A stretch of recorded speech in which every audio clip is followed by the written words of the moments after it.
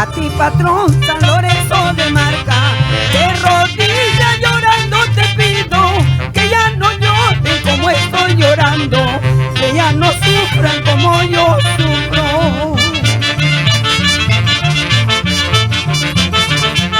Y yo no sé por qué ando llorando, no sé por qué yo ando sufriendo.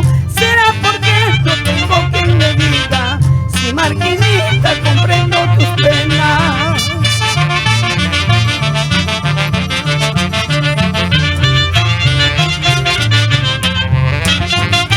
Para mi patrón San Lorenzo de Marca, bendice y cuida mi distrito de Marca, a sus autoridades, a los residentes, a mi madrecita linda, a mi papito, a todos mis hermanos marquinos. Felicidades, feliz aniversario, Pro Marca. Ay, carrito, carro marquinito, ven a llevarme a mi santa tierra para decirle a todos mis paisanos cómo es la vida en tierra tejana.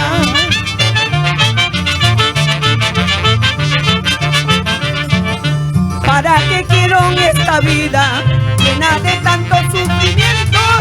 Mejor sería la muerte, pero en los brazos de mi San Lorenzo.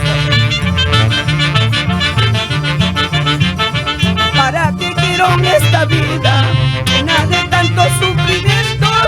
Mejor sería la muerte, pero en los brazos de mi San Lorenzo. ¡Ay! ¡Vamos, Ticho!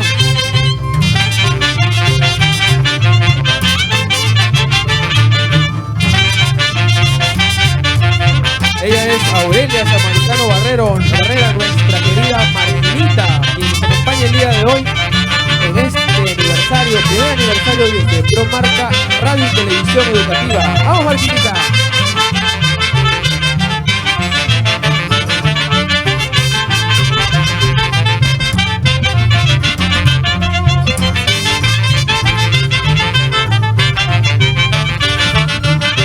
Esta es nuestra música de Argentina, Marquina, con la orquesta La Nueva Revelación de Marca. Muy bien, muchísimas gracias.